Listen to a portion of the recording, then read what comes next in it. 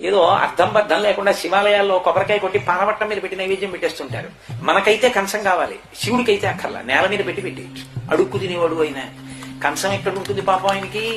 అంత బుద్ధిహీనమైనటువంటి పూజలు చేస్తుంటారు. కొన్ని చోట్ల భావన ఉంటే కదా అసలు వాడు పరమేశ్వరుడు, వాడికి పెడుతున్నామన్న భావన ఉంటే కనీసం ఇంటికి వచ్చిన అతిథికి అరిటాకేసి పెట్టావు. పరమశివుడి కర్మ నేల మీద పెట్టి నైవేద్యం పెడితే ఏరుకు తినడానికైనా కనీసం ఓ పళ్ళెం అక్కడ పెట్టి పళ్ళెంలో నైవేద్యం పెడదామని ఉండదు. దేవాలయంలో ఎట్టి పరిస్థితుల్లో నేల మీద పెట్టకూడనిది ఏది అంటే శంఖము, గంట. మీరు ఎక్కడ చూడండి ఆ రెండు నేల మీదే ఉంటాయి. అసలు గంట తీసుకెళ్లి నేల మీద పెట్టకుండా పెట్టుకోవడానికి స్థానం ఉండాలి. అసలు గంట ముట్టుకోవడానికి వీలు అలవాటు లేని వాళ్ళు. గంట వాయించారంటే గంటా స్థానం నుండి తీయాలి. అందుకే ఘంటాపాణి అని గంట కొట్టడానికి ప్రత్యేకమైనటువంటి శిక్షణ ఉంటుంది. వాటిని ఎప్పుడు వేలాడదీసి ఉంటాయి. వాటిని కొడతారు తప్ప గంట తీసుకెళ్లి నేల మీద శంఖం తీసుకెళ్లి